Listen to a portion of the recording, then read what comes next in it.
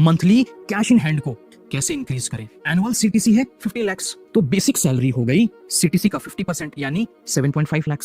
ये रहा बाकी की सैलरी का breakup, HRA, flexible allowance, employer PF, gratuity, ये पूरा जोड़ेंगे तो आएगा 15 लाख।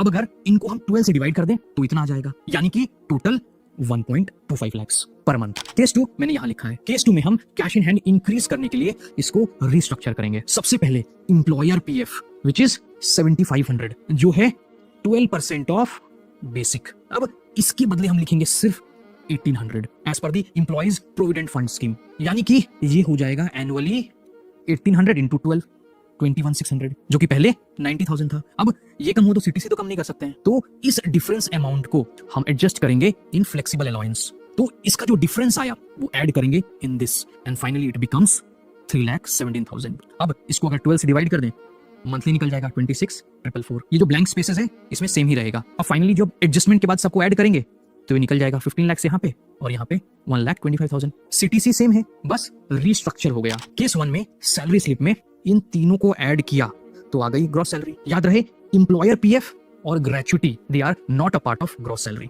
डिडक्शंस में आ गया इंप्लॉय पीएफ, प्रोफेशनल टैक्स और income tax. New tax regime से इनकम टैक्स बना 6486 और टोटल डिडक्शंस इतना, तो नेट सैलरी यानी इन हैंड आया दिस माइनस दिस यानी अराउंड 1 लाख। अब cash in hand as per case 2 यानी कि एज पर रिस्ट्रक्चर्ड सैलरी। इस केस में फ्लेक्सिबल अलाउंस हो गया 26,444 यानी कि ग्रॉस सैलरी हुई 1.2 lakh instead of 1.14 lakh.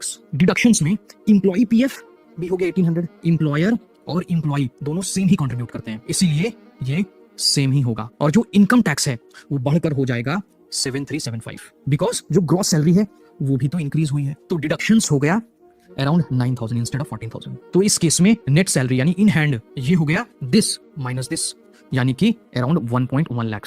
Finally आपकी नेट सैलरी इंक्रीज हो गई विच इज इन दोनों का डिफरेंस जो हुआ around 10,500। Full details in the captions. Send this to someone you care about.